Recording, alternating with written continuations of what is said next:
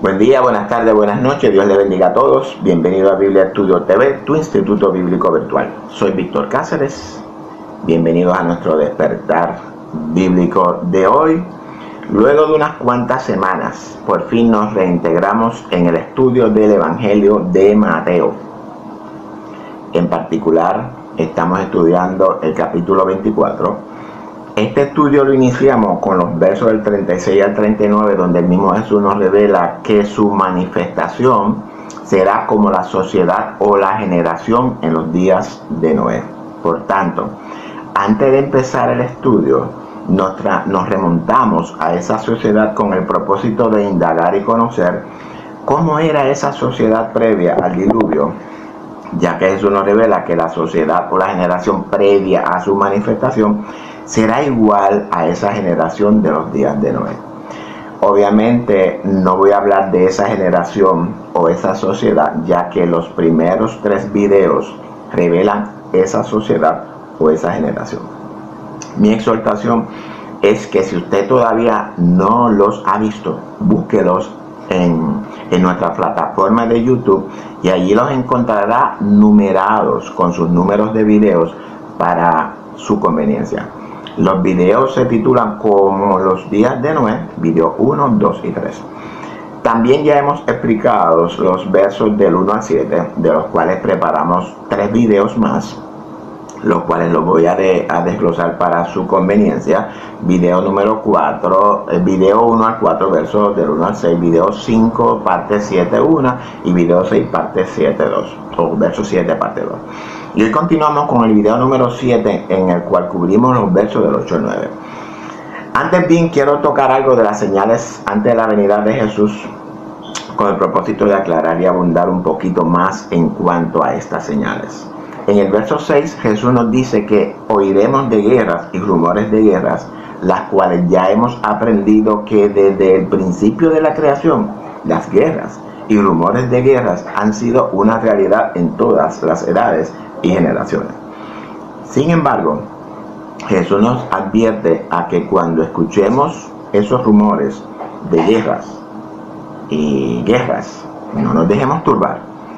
¿Por qué no debemos de turbarnos? Porque cuando estamos en tiempos de guerra, lo normal en nosotros es que el corazón de la humanidad se turbe. Eso es lo normal. Es decir, que se inquiete debido a la incertidumbre que estas guerras crean en las mentes de la humanidad. Todos sabemos cuáles son las razones de las guerras. Las guerras tienen como objetivo principal crear incertidumbre en la humanidad, es decir, inseguridad, miedo y división, y todo esto está ligado a nuestras emociones. Y aclaro, no es novedad para nosotros el saber que la bestia está detrás de todas estas guerras, hambre, pestes y terremotos. Y todos ya sabemos que el objetivo de la bestia es dominar las conciencias de la humanidad, someterla bajo miedo, humillarla, pisotearla, y ella es la que gobierna toda la humanidad. Pero sabemos que, aunque ese es su objetivo, no lo va a lograr, porque Daniel nos revela en el 7:27 que ese dominio será quitado y entregado a nosotros los santos de la tierra. Y esa bestia ya sabemos que es el mismo hombre, pero de esta bestia hablaremos luego. Es el estado de conciencia en el que la humanidad vive, o mejor dicho, el que el sistema ha creado en la humanidad desde el principio. Pero Jesús nos advierte a que no nos dejemos perturbar, porque todavía no es el fin. Jesús nos advierte a mantener la calma, la paz, la tranquilidad, la certidumbre, la fe en las promesas del Padre. Ese es el estado de conciencia en el que se supone que la iglesia vive, un estado de conciencia celestial, mirando las cosas de arriba, donde está Cristo sentado a la diestra del Padre, y es en el mismo lugar donde nosotros también fuimos sentados a la diestra del Padre, según Efesios 2:7. Por tanto, todo esto que estamos enfrentando en la actualidad, dice Jesús, que es necesario que acontezca, pero que todavía no es el fin. Hay ciertos eventos necesarios que acontezcan antes de la manifestación del Hijo del Hombre en nosotros, los cuales el mismo Jesús nos lo revela en esta profecía de Mateo 24. Y ahora presten atención, ¿por qué es necesario que todas estas cosas acontezcan? En Génesis 6 encontramos que Dios decide destruir a toda la humanidad porque era grande la maldad de ellos. Es decir, que todos los pensamientos de ellos eran de continua la maldad. En otras palabras, que sus estados de conciencia estaban fundamentados en la desobediencia a la propia ley de ellos mismos. Están viviendo en rebeldía contra su Creador. Esa misma rebeldía es la que estamos viviendo en esta generación. Nos hemos rebelado contra nuestra propia ley en nosotros, es decir, contra la ley de Dios en nosotros. Estamos en rebeldía contra nosotros mismos. Ahora mismo estamos experimentando el cumplimiento de las maldiciones de la desobediencia expresada por Dios en Levítico 26 del 1 al 46 y Deuteronomio 28 del 1 al 68. Y esas maldiciones por la desobediencia es para toda la humanidad, y por cuanto ya hemos aprendido que Israel representa a toda la humanidad gentil. Amén. Ahora bien, ¿quién causa todas estas calamidades? Somos nosotros mismos que causamos todos estos males. Nuestros enemigos no son los caldeos ni los asirios. Nuestros enemigos somos nosotros mismos. La Biblia representa a nuestros enemigos con nombres de caldeos, de asirios, de edomitas, de Egipto, pero todos estos nombres representan nuestras actitudes de rebeldía. Por tanto, todas estas guerras, rumores de guerras, hambre, peste, terremotos, se originan en nuestra manera de pensar, en nuestros estados de conciencias caídos, pecaminosos, terrenales, carnales, que se rebelan contra nuestra misma ley interior. La escritura antigua señala a Dios como el poder detrás de todas estas maldiciones, guerras, enfermedades. Y en realidad, sí es Dios, pero no porque es su deseo para nosotros, sino que nosotros mismos hemos escogido desobedecer a Dios. Hemos fundamentado nuestro sistema de vida en otra base que no es Jesucristo. Recordemos que el ser es el deseo del hombre. Ese ser es Jesucristo, el fundamento de nuestros deseos. Y ese ser es impersonal, no hace acepción de personas. Por tanto, todo lo que el hombre imagina, piensa y desea, el ser se encarga de satisfacerlo, ya sea bueno o malo.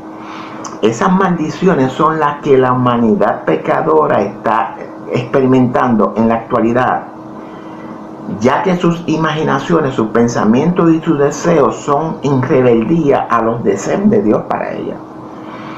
Es decir, que todos los deseos del corazón son de continuo a la maldad, a la injusticia, a la idolatría, a la hechicería, a la fornicación, adulterios, robos, violaciones, asesinatos, engaños, mentiras y todas las características que Pablo define del hombre en los últimos días de Romanos 1 y 2 de Timoteo 3.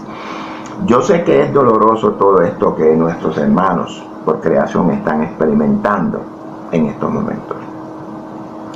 Yo no deseo que esto acontezca y entiendo que tampoco es su deseo. Sin embargo, es necesario que todo esto acontezca, porque es necesario poner fin al pecado, expiar la iniquidad y traer la justicia perdurable para toda la humanidad. Y aún así, no debemos de turbarnos porque ya sabemos la verdad de todos estos acontecimientos. Nuestra ocupación debe de ser vivir una vida agradable a nuestro Padre Celestial, obedeciendo su ley, amando a Dios con todo nuestro corazón y alma, amando a nuestro prójimo como a nosotros mismos, haciendo con el prójimo como nosotros queremos que hagan con nosotros, haciendo justicia con nuestro prójimo, apartados de fornicación, en santidad, sin la cual no veremos al Señor, y perseverando en guardar el testimonio y la fe de Jesús. Este debe de ser nuestro objetivo, nuestro deseo. Ese debe de ser nuestro estado de conciencia, nuestro paradigma, nuestro sistema de pensamientos. Dios es nuestra conciencia de ser en nosotros. Y ese ser es Jesucristo, el verbo, el deseo de Dios para nosotros. Nuestra forma de vida debe estar fundamentada en ese ser, en Jesucristo, que es el deseo de Dios para nosotros. Y para terminar con la introducción, porque no hemos terminado, siempre les recuerdo que en nuestra plataforma de YouTube, o de Biblia Estudio TV, no nos inclinamos a ninguna denominación ni a ninguna postura teológica en particular. Por tanto, todas las denominaciones y posturas teológicas son bienvenidas, inclusive la atea. El mensaje de redención y el establecimiento del reino es para toda la humanidad. Si usted escucha algo diferente a lo que sus maestros enseñan, escúchelo, pero no lo deseche. Analice eso a la luz de la Escritura usando las reglas hermenéuticas y tome una decisión al respecto. Mire este video en su totalidad, no lo deje a la mitad. Voy a compartir los puntos más relevantes que discutiremos en el estudio de hoy para su beneficio. Anote. ¿Qué significa principios de dolores? ¿A qué tribulación se refiere Jesús? ¿A qué muerte se refiere Jesús que enfrentaremos en la tribulación? ¿Qué significa arrebatamiento? ¿Quién es la bestia de Apocalipsis? Estos y otros temas importantes explicaremos en el estudio de hoy, no completo, por encimita. Por tanto, no se pierda ningún segundo del estudio, el cual hemos titulado Las tribulaciones y la iglesia. Mateo 24, del 8 al 9. Comparta este video con todos sus contactos en las redes sociales, en sus grupos de WhatsApp, Messenger, Instagram, Telegram, Rumble y por donde quiera que usted tenga grupo. Teniendo todo esto claro, procedemos con el estudio de hoy, pues así que adelante, Dios le bendiga a todos.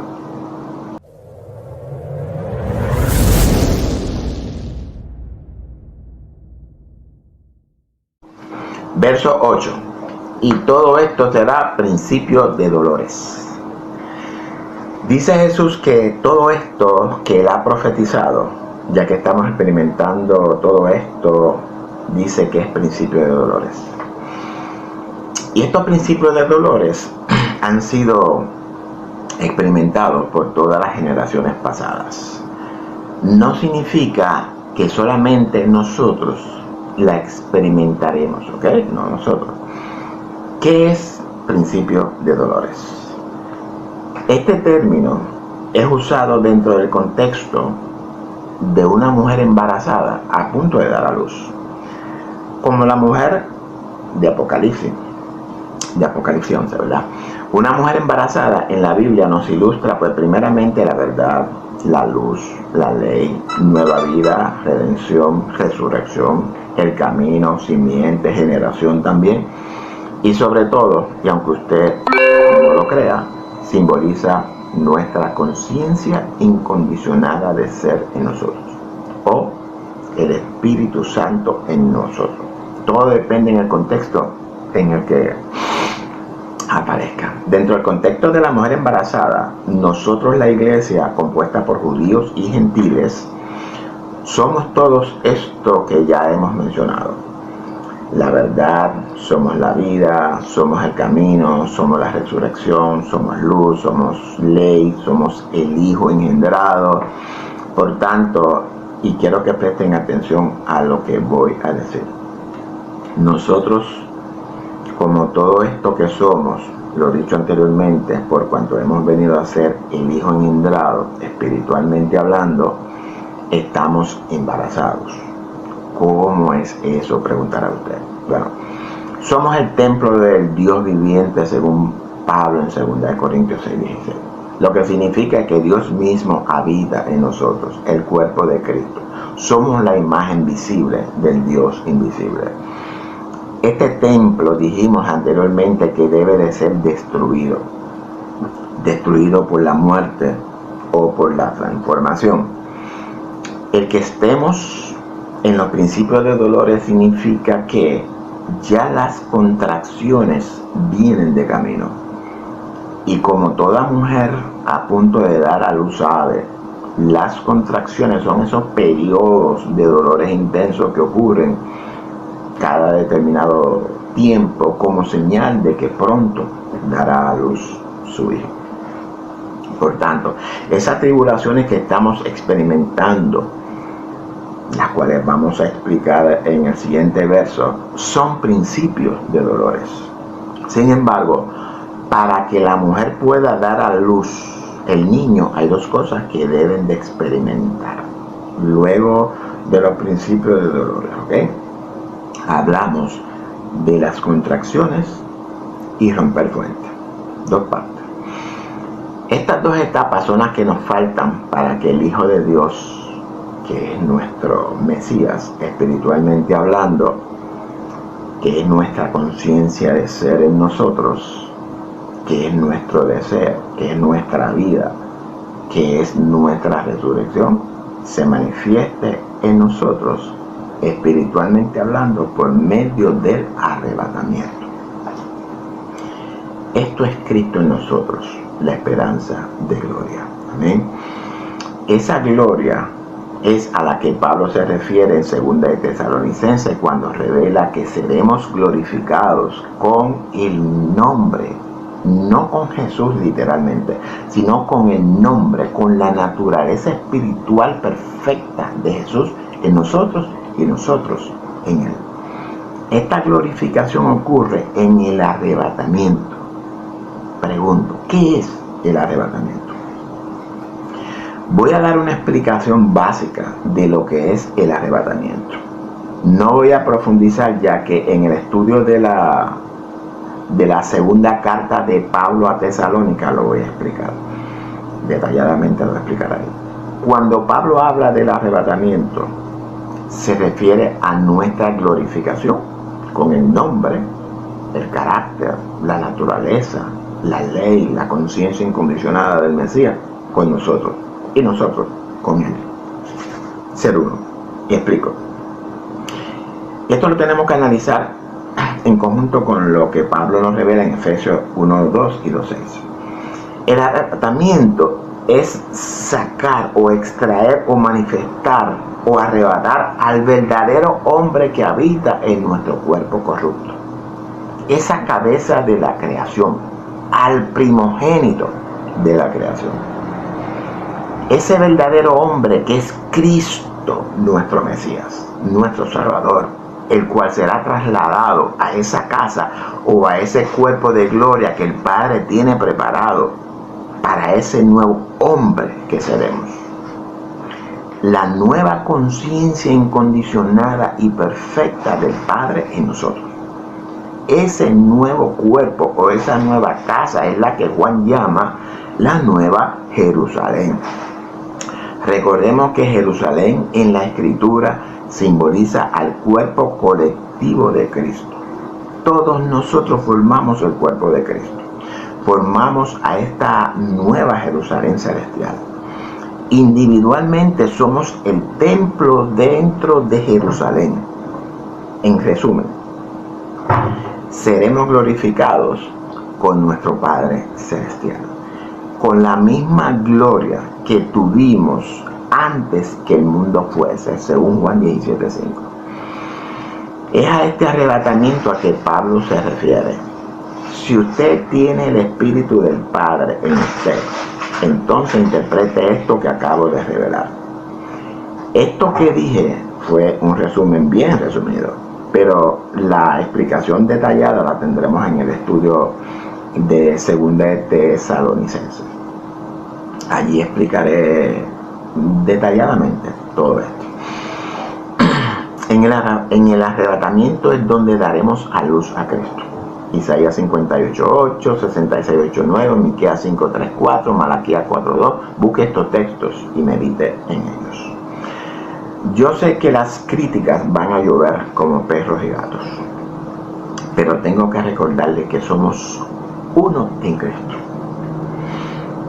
que si usted me critica o critica a cualquier otro predicador pues, o maestro, usted se está criticando a usted mismo y a la misma vez critica a Dios que habita en mí.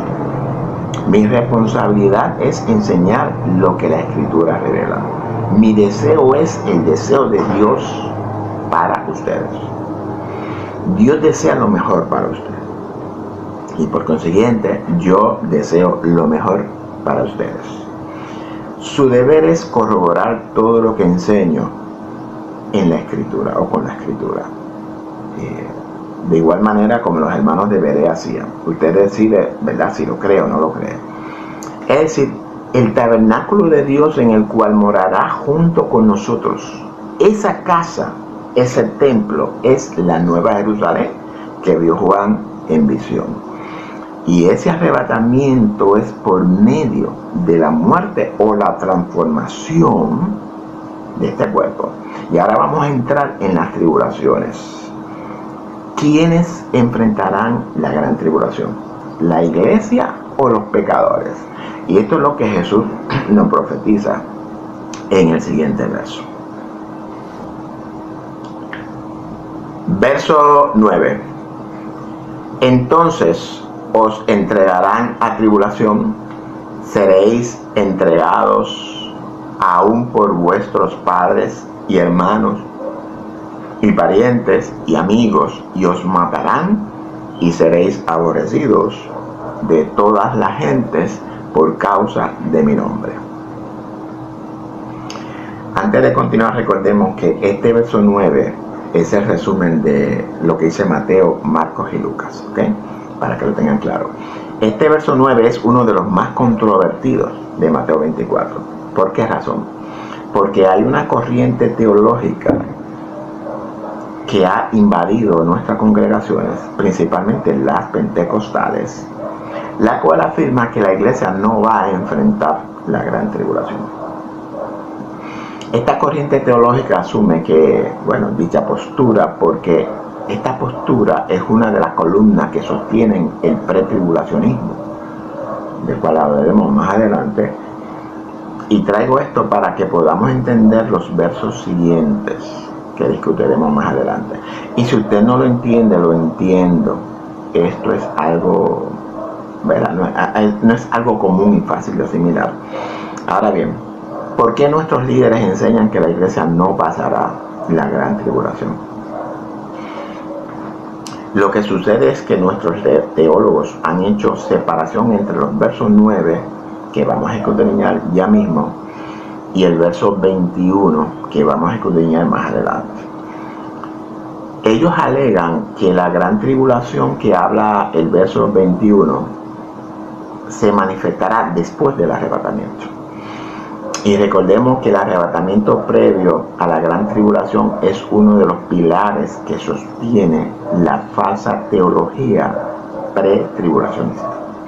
Sin embargo, cuando leemos el contexto del verso 21, si usted usa la metodología correcta, la hermenéutica, se dará cuenta que el contexto en el que Jesús dice esa expresión es dentro del mismo contexto en el que habla en el verso 9. El contexto es la iglesia o los discípulos. ¿A quiénes Jesús le está hablando? ¿Le estará hablando a sus discípulos o le está hablando al mundo pecador? ¿Qué nos dice el contexto de la conversación? El contexto mismo revela que le está hablando a sus discípulos. El verso 9 nos revela que seremos entregados a tribulación. En la historia de la iglesia vemos cumplirse estas tribulaciones. Pablo dice que es necesario que por medio de tribulaciones entrar en el reino. Estas tribulaciones es a las que Pablo se refiere, que podrían ser dos tipos de tribulaciones, y la primera sería nuestro antiguo hombre, nuestra concupiscencia, nuestra antigua conciencia terrenal, que es lo que primero que nos ataca, y segundo, el sistema de pensamiento mundano que nos quiere influenciar, nos quiere gobernar, enseñorearse de nuestra conciencia. Esas podrían ser las dos tribulaciones. Hablamos de tribulaciones espirituales, hermanos. Claro está, que ese sistema de pensamientos del mundo se puede hacer patente en nosotros y afectarnos literalmente, como son las oposiciones, que no nos permitan realizar algo, prisiones, arrestos, hambre, muertes y un largo etcétera. Pero el efecto que más nos atribula es el espiritual, el psicológico, porque ese es el objetivo de la maldad que domina el corazón de los hombres. Y esto es lo mismo que Pablo nos enseña en 1 de Tesalonicenses 1:6, cuando le dice a esta congregación que ellos recibieron la palabra de Dios en medio de gran tribulación. Esta gran tribulación se refiere a una gran oposición. Estos hermanos se encontraban asediados por el Imperio Romano, el cual dominaba las conciencias de toda la humanidad en ese tiempo. Estos, al recibir el mensaje de redención y el establecimiento del reino, entraron en una angustia, en una oposición, en una persecución, un conflicto. ¿De parte de quién? De parte de ellos mismos. Porque adicional al asedio romano, ahora se le está presentando un cambio de paradigma, de mentalidad, de creencia, un cambio espiritual en su vida, una nueva oportunidad, el cual es nueva para ellos. Por tanto, su estado de conciencia actual se revela contra ese estado de conciencia que se le está presentando, o esa nueva vida, o esa nueva oportunidad, o ese nuevo sistema de creencia, ese nuevo nacimiento en ellos, como usted quiera. Todo eso revoluciona sus pensamientos, sus mentes, y crea ansiedad, angustia, incertidumbre, tribulación en ellos. Sin embargo, Pablo dice que recibieron la palabra en medio de esa gran tribulación que había en ellos. Es decir, que a pesar de esa lucha interna en sus mentes, decidieron escucharla y apropiarse de ella, venciendo de esa manera al viejo hombre que los dominaba. Es de esta única manera que podemos vencer al viejo hombre que nos domina, que se enseñorea de nosotros. Esta es la única arma contra la bestia que domina nuestra conciencia. Esa única arma es Cristo en nosotros, la esperanza de gloria. En otras palabras, que estas tribulaciones, las cuales Jesús profetiza, es una realidad en cada uno de nosotros, ya sea en una manera o en otra. El entregarnos a tribulación significa que el sistema babilónico en el que vivimos se va a encargar de someter nuestra conciencia, o no es así como lo están haciendo, violar nuestro estado de conciencia celestial para convertirlo en el estado de conciencia babilónico. Eso fue lo que Nabucodonosor intentó hacer con Daniel y sus 3 amigos, pero Daniel y sus 3 amigos no lo permitieron. Ellos vencieron a Babilonia. Amén. Bueno, dice Jesús que a muchos matarán. ¿Por qué nos matarán? ¿A qué muerte? Perdón, se refiere Jesús. Muerte literal o espiritual. Jesús se refiere a ambas. Lo que Jesús nos dice es que nuestro estado de conciencia celestial, o nuestra nueva vida, nuestro nuevo hombre, va a ser atacado seguramente. Y el que no guarde su testimonio y su fe, este será vencido por el viejo hombre, será vencido por esa naturaleza carnal pecaminosa, será vencido por ese viejo estado de conciencia terrenal, será vencido por esa maldad, por ese diablo, por ese Satán, por ese Caín, y por último, por esa bestia que está en contra de él mismo, la cual es él mismo. Y esta bestia está influenciada por la bestia que domina a todas las bestias del mundo. Porque si usted no lo sabe,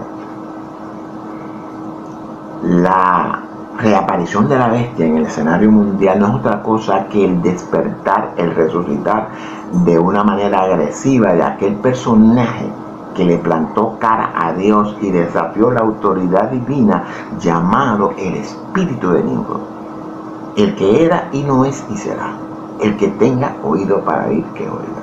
En otras palabras, que negociarán sus valores, sus principios y sobre todo venderán su primogenitura a cambio de un plato de lentejas. Estos son los que son marcados con el número de la bestia. Y quiero decir algo importante, porque nos han enseñado que esta bestia aparecerá al final de los tiempos. Y sí es cierto. Esa es una falsa interpretación. Yo mismo, influenciado por la teología pretribulacionista, interpreté lo mismo. Sin embargo, eso no es lo que la Escritura revela. Estas bestias de Apocalipsis 13, que también son reveladas en el libro de Daniel, siempre han existido en nosotros. Desde la creación del hombre han existido. La marca de la bestia también ha existido siempre. En todas las generaciones pasadas, estas bestias han actuado y han marcado a sus seguidores. Ahora bien, que esta bestia al final de los tiempos se manifestará en una forma agresiva y destructora exponencialmente es otra cosa diferente.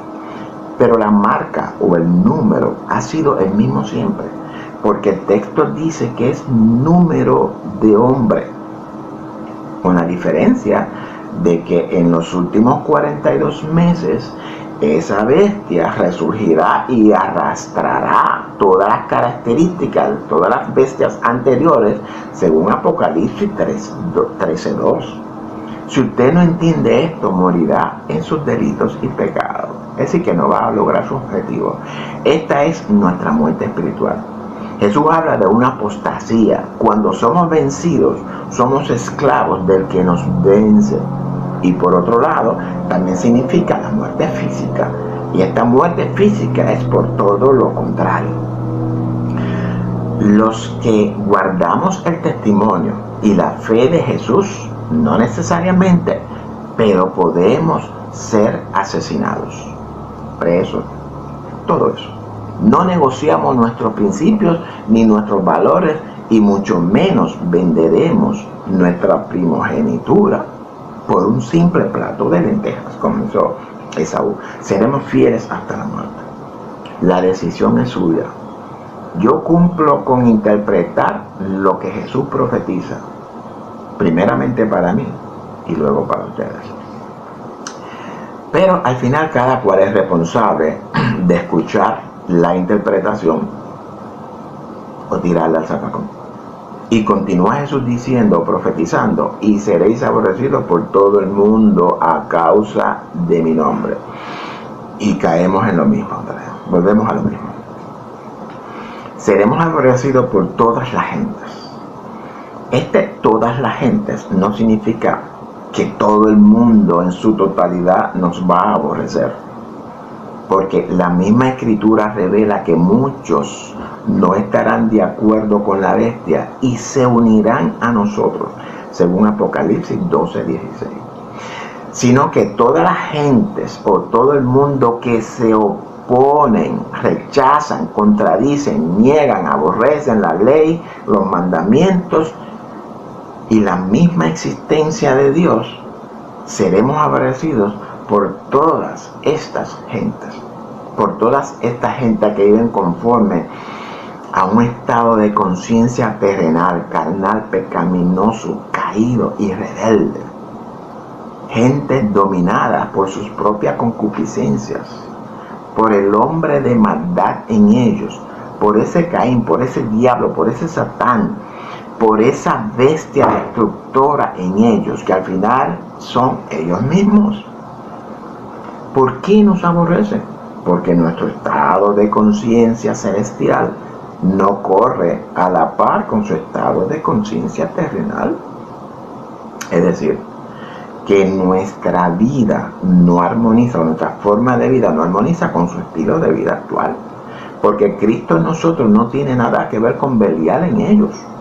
Somos diametralmente opuestos, diferentes en nuestra forma de pensar, de vivir, de comportarnos, de tratarnos los unos con los otros.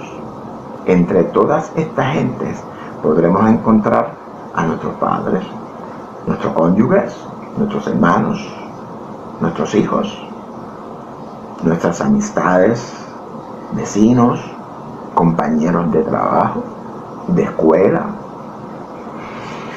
Y como si eso fueran pocos, encontraremos a nuestros propios líderes cristianos y nuestros propios hermanos cristianos. Que dicho sea de paso, nuestros líderes serán los primeros que nos aborrecerán. Solamente analice los 42 meses del ministerio de Jesús en la tierra. ¿Quiénes eran los enemigos? Sus propios líderes judíos, los de su pueblo. Y usted dirá, hermano, eso fue a Jesús. Y pregunto, de acuerdo con Efesios 2:7, ¿quiénes venimos a ser nosotros? Y al ellos ver ese comportamiento santo, justo, amoroso, perfecto, entre nosotros mismos como un solo cuerpo, su corazón se llenará de ira contra nosotros, hasta el punto de entregarnos al imperio romano. Recordemos que los mismos 42 meses del ministerio de Jesús en la tierra es un presagio de los últimos 42 meses en los que nosotros tendremos que enfrentar a esa cuarta bestia de Daniel, la cual dice que era espantosa y terrible y en gran manera fuerte, la cual tenía dientes de hierro y devoraba, desmenuzaba y hollaba todo con sus pies. ¿Quién es esta horrible bestia y espantosa de Daniel? Esa bestia la revelaremos en el verso 15 de la abominación desoladora que habló el profeta Daniel. Por tanto, no se puede perder ni un solo episodio de este estudio profético de Mateo 24. El que tenga oídos para oír, que oiga.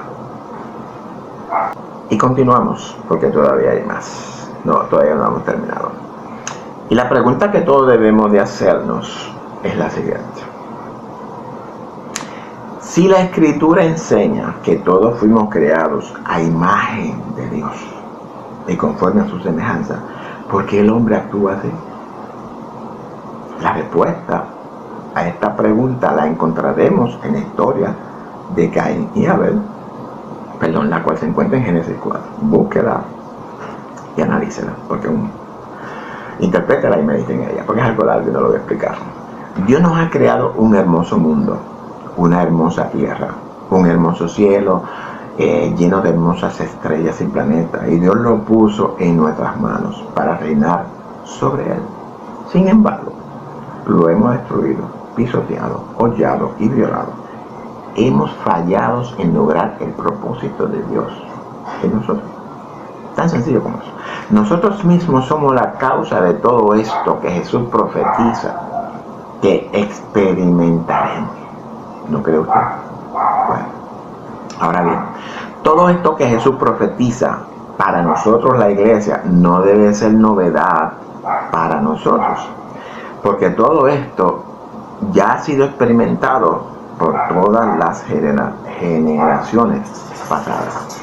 Y nosotros, que somos la generación actual, no escaparemos de todo esto. Por lo contrario, seremos la generación que enfrentará cara a cara a esa cuarta bestia horrible de Daniel. Y si usted es de las personas que dicen que nada de eso en usted ha acontecido y que tampoco va a acontecer, por cuanto sus líderes le han enseñado que escaparán de todo esto sin un solo rasguño, mi exhortación es que pruébese usted mismo para ver si Cristo es en usted. Porque pudiera ser que usted esté viviendo un cristianismo vano, Porque si el nombre de Jesús no es una realidad en su vida, entonces usted no tiene vida eterna. Porque Jesús profetiza que todo esto que ha estado ocurriendo y continúa ocurriendo es por causa de su nombre. Y si todavía no lo hemos enfrentado como debe de ser, es porque todavía no es el tiempo. Y aunque ya he explicado el nombre de Jesús en casi todos los estudios, en este lo vuelvo a explicar para su beneficio. Cuando en la Escritura se habla del nombre, ya sea el nombre de Jehová, el nombre de Jesús, tienen las mismas implicaciones. El nombre de Jesús nos revela la naturaleza espiritual de Jesús, también conocida como su carácter o su ley, su palabra, su amor, su fe, su justicia, su juicio, y como la Escritura del Nuevo Testamento nos revela el Espíritu Santo o la conciencia de ser de nosotros. Por causa del nombre de Jesús significa, y preste mucha atención, porque sus líderes nunca le van a enseñar esto que voy a decir. Significa que nuestro comportamiento, nuestra fidelidad a nuestro Mesías, que nuestra manera de obrar con los demás, es decir, nuestra justicia con los demás, el amor que manifestamos por los demás, que nuestra vida en santidad, apartada del pecado, de la inmundicia y el paganismo, sin contaminarnos con la comida ni con el vino de Babilonia, rechazando y derribando todo argumento que se levanta contra nuestra convicción, rechazando todas las leyes inmorales, todas las ordenanzas que contradicen los mandamientos de Dios. Y para resumir, significa que los que manifestamos el carácter de Cristo, la imagen de Cristo en nosotros y por medio de nosotros, seremos aborrecidos por todas estas gentes. La razón, porque nuestro comportamiento no cabe en esta última sociedad. Y por tanto, si no cabe, hay que eliminarla porque es un estorbo a la sociedad previa, a la manifestación del Hijo del Hombre. Tan sencillo como eso. Esto es para que el mundo entienda que Dios es el que nos santifica, no el inicuo que ha cautivado sus corazones por medio de engaños. Si usted no entendió, no sé cómo explicarlo más sencillo. Eso es ser aborrecido por causa del nombre de Jesús. Y dice Lucas, pero ni un cabello de vuestra cabeza perecerá. Con vuestra paciencia ganaréis vuestras almas. En otras palabras, que a pesar de todas estas tribulaciones, angustias, persecuciones y algunas hasta la muerte, hay una promesa de que ni un solo cabello de nuestra cabeza va a perecer. ¿No es una buena promesa? Significa que si perseveramos en obediencia a los mandamientos de Dios, hay una recompensa. Paciencia significa soportar, aguantar sin quejarnos. Recuerden a Jesús. Y dice Lucas que si guardamos la paciencia y la fe de Jesús, las cuales vienen a ser nuestras, ganaremos nuestras almas. Es decir, alcanzaremos la victoria. Y todo esto implica el nombre de Jesús.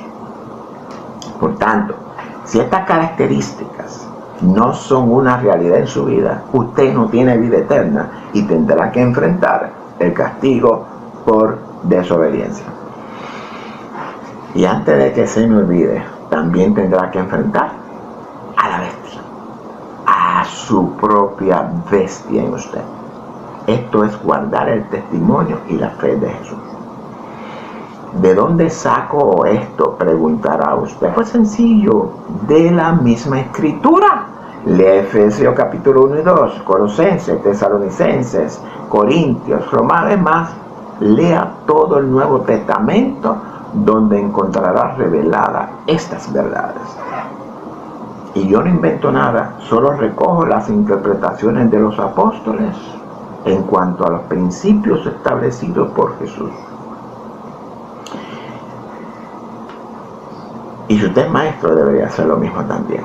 Estas tribulaciones que hemos experimentado no es comparable con la que tendremos que enfrentar en el tiempo del fin.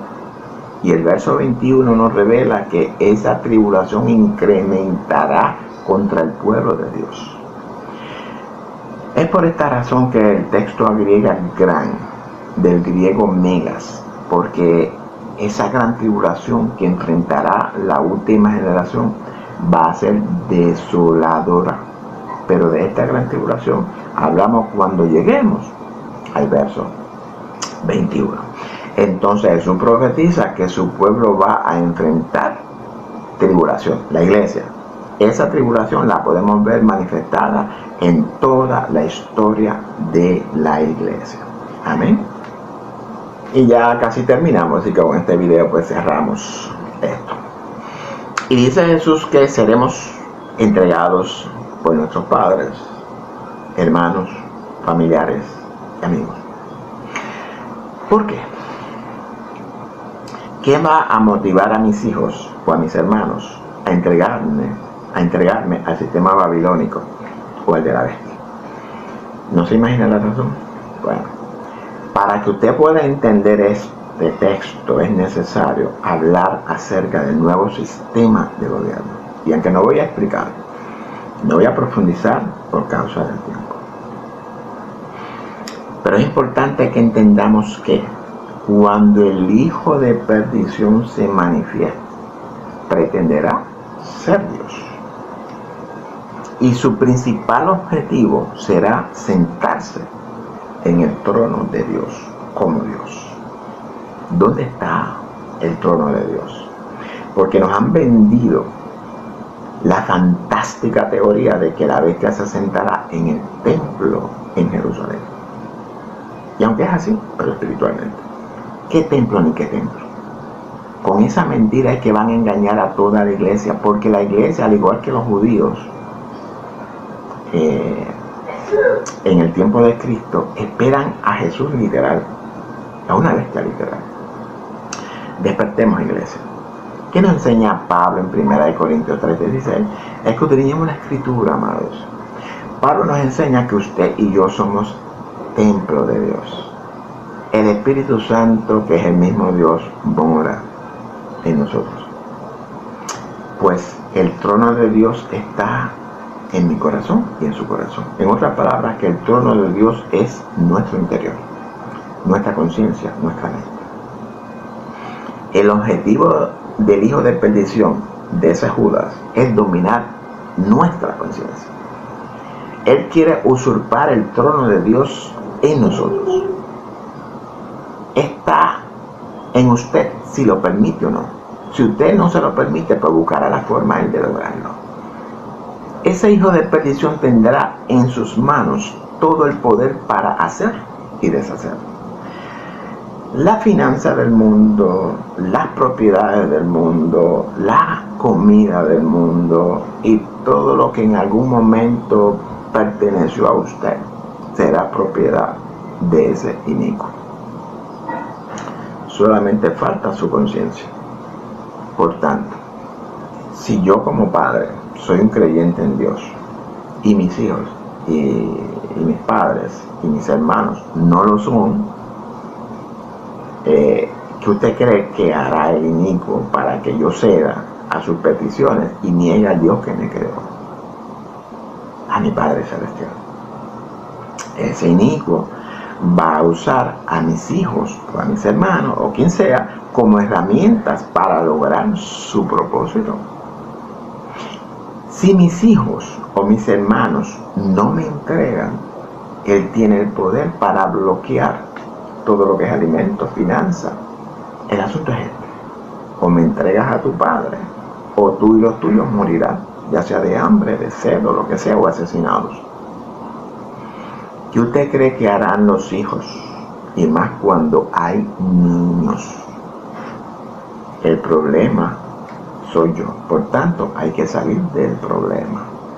Recordemos que tendremos hijos y familias que aún viendo la realidad frente de ellos no reaccionarán, no recapacitarán, porque el sistema los tiene en sus manos. Se han dejado marcar por la bestia. Esos familiares no tendrán opción. Y esto es para que tengan una idea leve de lo que viene. No es que sea exactamente así. Es a esto lo que Jesús refiere cuanto a las persecuciones que vienen. Lea Apocalipsis 13. A quienes vienen, al mundo o al pecador. No, amados, es a nosotros, porque somos los que no nos dejaremos marcar con el número de la bestia. Los demás se han dejado marcar. En otras palabras, que no permitiremos que se siente en el lugar santísimo donde habita la presencia de Dios en nuestro corazón. Punto. Ya los del mundo están a punto de recibir los juicios. Ya la bestia se ha sentado en el corazón de ellos. Ya sea por ese miedo o por conveniencia, pero vendieron su primogenitura por un plato de lentejas. Y esto es lo mismo que las generaciones pasadas tuvieron que enfrentar con las bestias anteriores, amados. Cuando la Escritura habla de tribulación, se refiere a una presión desde nuestro interior que nos lleva a un punto donde no encontramos salida. Es por esta razón que muchos del cuerpo de Cristo van a apostatar o a morir espiritualmente. Van a ser vomitados del cuerpo. Hablamos de una angustia que nos desespera, que nos bloquea, que no encontramos salida, solución. Esa es la gran tribulación que Jesús profetiza que enfrentaremos o que enfrentará la última generación. Yo no sé si yo estoy en la última generación, no sé si usted está en la última generación. Esa última generación de creyentes, verdaderos discípulos de Cristo, será aborrecida por todas las gentes. Y poco a poco ya esa actitud la estamos experimentando, y con esto doy por terminado el estudio de hoy. Las tribulaciones en la iglesia, Mateo 24, de 8 al 9. Amados hermanos, necesitamos escudriñar las Escrituras. Cristo fue enfático en eso. Las Escrituras son las que dan testimonio de Él, y la vida eterna la encontramos en ellas. Con todo el amor que siento por todos ustedes, es mi deber, es mi responsabilidad exhortarles a que por favor cuestionen todas las enseñanzas que sus líderes traen. No las acepten a ojos cerrados como buenas y válidas. No tome esto que he enseñado hoy como bueno y válido, sin antes confirmar toda esta enseñanza con las Escrituras. Amén. Nos están vendiendo gato entre macuto, China por botella, gato por liebre. El que entienda, que entienda. Estamos en la recta final. No permitamos que el regreso del Señor nos tome por sorpresa como ladrón en la noche. Si en algo que he dicho en este estudio he ofendido a alguien, perdóneme, no por la verdad que dije, sino porque usted se ofendió con esa verdad que dije. Usted y yo somos uno en Cristo. Yo lo amo a usted como a mí mismo. Todo lo que es bendición para mí, yo quiero que sea para usted. Aunque usted no me conozca, ni yo a usted, somos uno en Cristo. El cuerpo que forma la iglesia es un solo cuerpo en Cristo. En nosotros habita toda la plenitud y la deidad de Cristo. Por tanto, no busquemos fuera de nosotros lo que ya está en nosotros. No se pierda nuestro próximo estudio expositivo que viene detrás de él. Comparta este estudio con todo el mundo. Haga viral este video en las redes sociales. Gracias por su patrocinio, por su paciencia y por haber llegado hasta el fin de este video con nosotros. Dios le bendiga a todos. Los amo en el amor de Jesucristo.